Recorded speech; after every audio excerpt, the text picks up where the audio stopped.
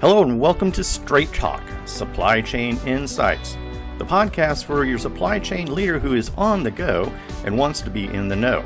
And now, your host, Lora. Hi, my name is Lora.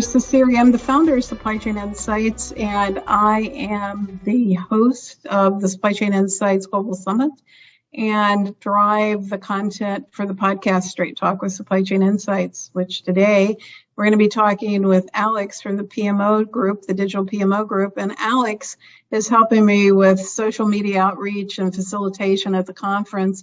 And I love having Alex ask me questions because he's much younger than I am and got lots of energy, and it's great to have a dialogue. But Alex, tell the group a little bit about yourself and what you do, and then let's hop into the dialogue. Really excited to be here, Laura. Thank you for having me today. My name is Alex Wisniewski. I work with the Digital PMO Group, and we focus on digital supply chain transformations, primarily for large CPG companies, really focused on everything from project strategy setup through mobilization and value realization. We like to focus on the project management and find ourselves a little bit of a center of excellence when it comes to any and all project management capabilities. Laura, how I met you, I think, is really unique with kind of some client overlap and also some connections through the company that I work with. But I was so excited when you asked me to join the summit planning team of sorts and join the group for the social media content side of the house and help curate that. I think this podcast is a really great platform for us to utilize a new form of audio, a new form of content, through audio to talk about the summit today. And that's really what I wanted to talk to you about is what is the Supply Chain Insights Global Summit and why supply chain leaders will find value in its content. Get into it. Great. Laura, I ask some questions and I'll give you some answers. Fantastic. Let's start with a simple one. Can you provide an overview of the Supply Chain Global Summit? Maybe what, where, when? Yeah, then you got to always get the logistics right, particularly in the supply chain, right? So it's September 6th to the 8th. It's at the Washington Dulles Westin. And so you fly into Washington Dulles, take the shuttle over. And we want people to register by the 1st of August. So we've got a couple of weeks and you get the special rate. And it's designed that, we're going to have the meeting there, but we're going to go to the Air and Space Museum because we want ideas to take flight. And we're going to have a run. And, the goal is that we have a lot of extreme networking to help people to build a guiding coalition. That's awesome. And Laura, what was the genesis for the conference? What inspired you to start this conference? I think it's going on, just around 10, 11 years? Well, it's interesting, and that's a good question, because I think there are too many conferences in supply chain. So you might say, well, Laura, if there are too many conferences in supply chain, why are you doing a conference? Why start another one? Yeah. And I think there's a lot of bad conferences. There's a lot of conferences where the speakers aren't vetted. And, it's kind of this flywheel of there are a lot of companies that make a lot of money on conferences. And I'm really lucky to break even on a conference, right? So I don't have sponsorships. This is really where I hand select all of the presenters. I design it for, extreme networking to have a different discussion. So it's not about me. It's not about me selling services. It's not about anybody in the room selling services. In fact, I basically tell technologists not to send salespeople. It's about business leaders talking to technologists about what the world could be versus people listening to yada yada speeches. And after every conversation, I have people sitting at round tables. I basically encourage them to now let's have a dialogue about what you've heard so that we can imagine the future. And the conference is designed into 5 themes. What does Supply Chain 2030 look like, right? So just like we've got this wonderful new advancement in being able to see outer space, I want us to be able to challenge ourselves to think about the future of supply chain, because 2030 is not going to look like 2020. And we certainly could not have imagined in 2015 the ride we'd be on in 2020. So the first is, what does Supply Chain 2030 look like and how do we prepare? The second theme is the supply chains to admire and the fact that only 4% of companies are outperforming their peer groups. To hear those discussions, because the people that are outperforming their peer groups are not the classical supply chain, big branded, I'm going to brag about my supply chain. Typically, they're smaller companies with greater alignment, more focus on the ultimate customer, and very, very much focused on driving business results through innovation. So Sleep Number has spoken for the last 3 years, and Sleep Number is the winner of the Supply Chains to Admire this year, but they're not going to be speaking. But an example is they don't say that they sell beds, they sell sleep. So they've designed a whole lab where they analyze sleep, they give you, feedback on your sleep, and they've designed a supply chain for white glove delivery that allows people to have, an extreme delivery process.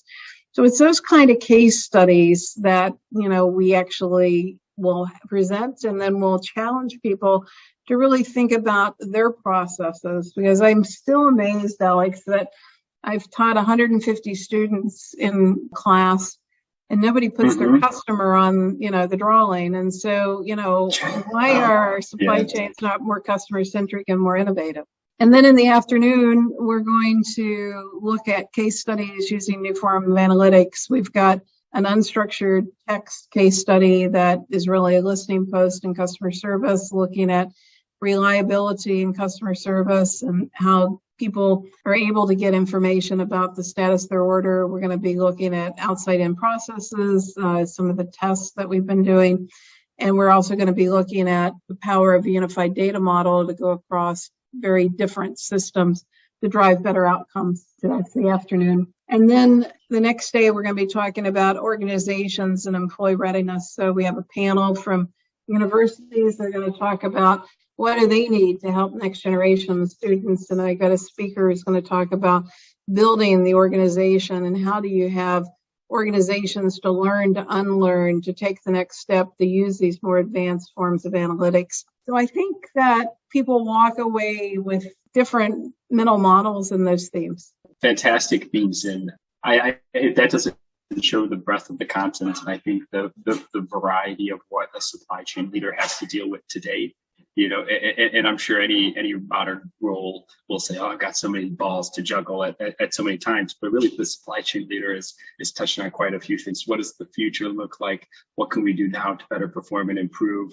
How can we improve what this new oil that's running through our organization data? How can we utilize that to improve? And then really the underpinning of it all, the employees, what you mentioned, how can we make sure that our employees and our organizations are ready for this change? And really anything that we kind of do from a strategic standpoint. So those themes, Lora, not only I think they make sense for this upcoming year, but also to go back to why I think you created the conference, touch home on why it's different, what differentiates it as well. Lora, my next question, you sort of touched on this already, but Supply Chain Insights is really a research firm. Would you say that's true? Yes. How do you incorporate your research into the summit? And I think you touched on the supply chains to admire, but maybe touch on either specific case studies or where you bring in your own data to supplement it. So everyone that comes to the conference will be asked to fill out a survey that's really looking at, where are we in terms of process excellence out of the pandemic. And then we're going to basically brainstorm using that as reference data. And also the Supply Chains to Admire selection is based upon about 5 months worth of data collection that Regina has been working on. So we combine our survey data, the Supply Chains to Admire data, and really drive kind of a different discussion. Yeah, and in the case studies, what I was thinking about in particular when I was crafting this question, and what your data from a Supply Chains to Admire standpoint is really unique. How does it allow you to complement or challenge what speakers present on, and whether that's what that they choose to or want to present on initially when they come to you, or what kind of the true presentation is? Yeah, so the Supply Chains to Admire work actually culminates in a case study on my website which I'm hoping to help to share with people kind of the lessons learned of people that outperform. Because a lot of times people will call me and say, well, what technologies do the companies in the supply chains to admire use? And I'm like, that is just the wrong question, right? It's really multiple factors, and very little of it has to do with technology selection. Most of it has to do with leadership.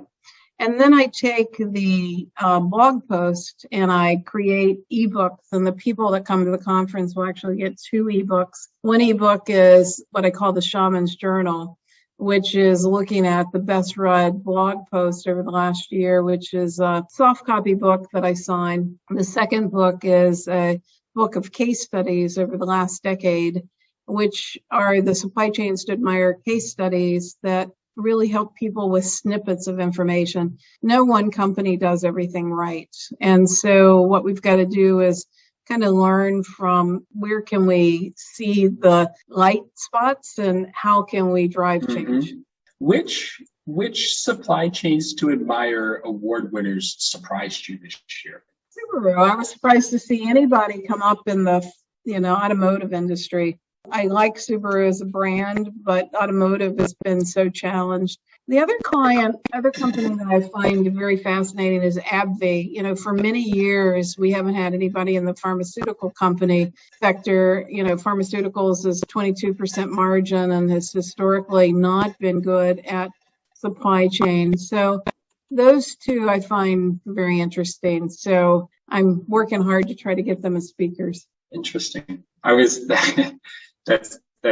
going to ask the next question right there. Question number 6 on my list. Any hints at which one might be speaking?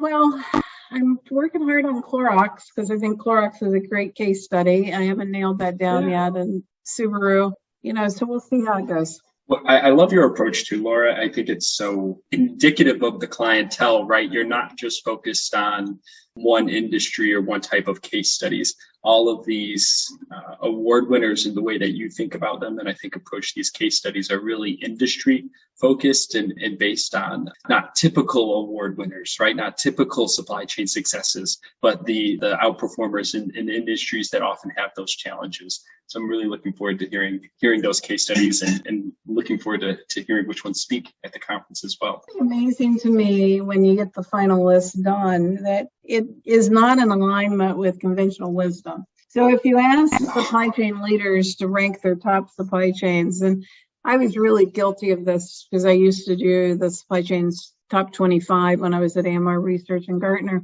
My belief in who is doing this well and what the balance sheet results tell me are totally different. And it gives me great pleasure to share that data with the industry and to have them think hard about how supply chain ties to balance sheet performance. Yeah, your research is public, right? Your scorecard, the metrics that you measure companies on are all out there. And you haven't read Laura's research on this or seen the supply chains to admire and really the metrics and kind of how they compare, or the one she used for her analysis. I recommend you go read those. I think we've mentioned them in kind of your framework for thinking about them and why you chose the metrics you've done in a prior episode. I can't remember which podcast it was, but I know we've talked about it.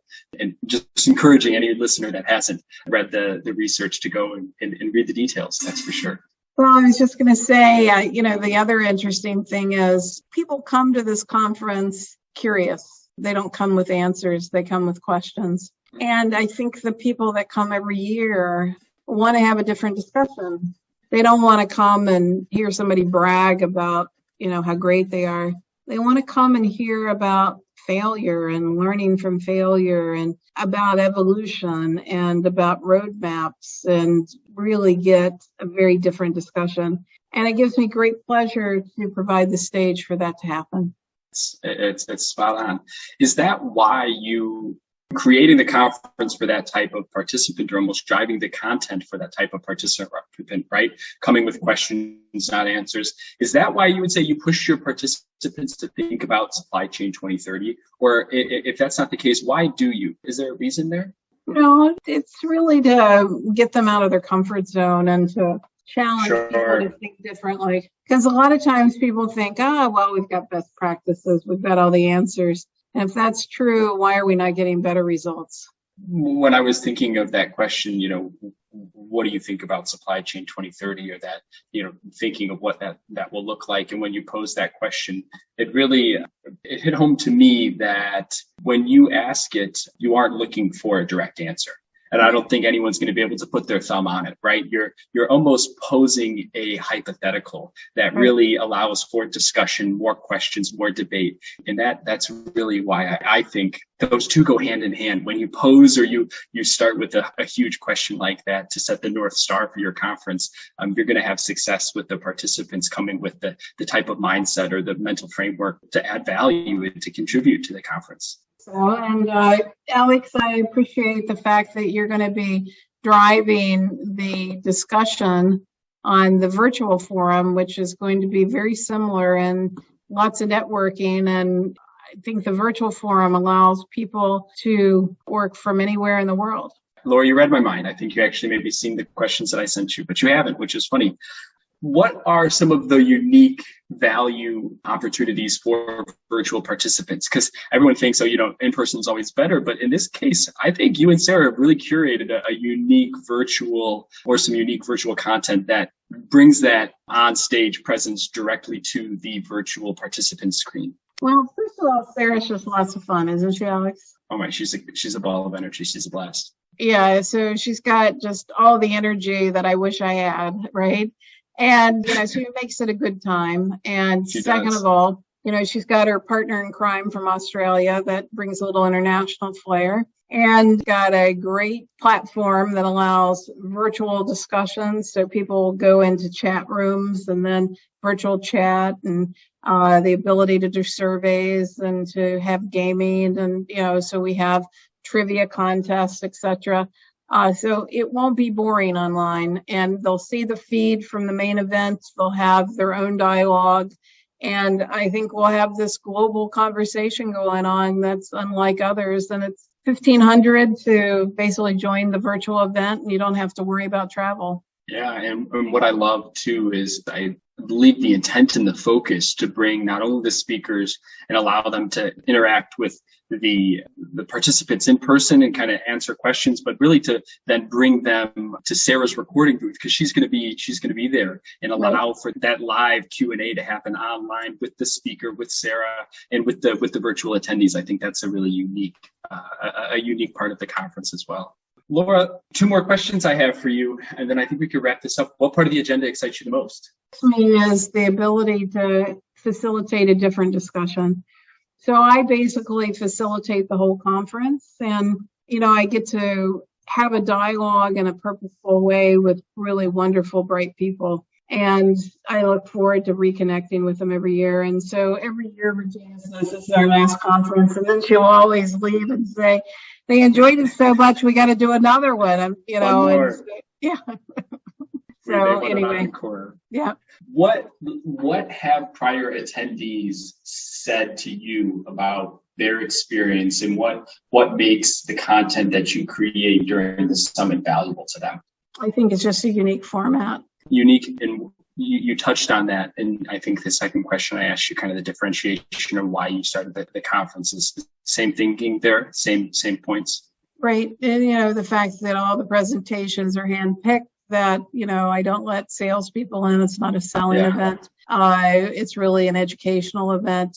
And it's time to not only be educated, but to network with other people. I don't think there's another event like that in the world. I'm looking forward to it, Lora. That's for sure. Thank you for having me on the show today. That's the 10 rapid fire questions I had for you. All right. Well, great. I hope to see everybody at the Supply Chain Insights Global Summit, September 6th through the 8th. Be there. Thank you.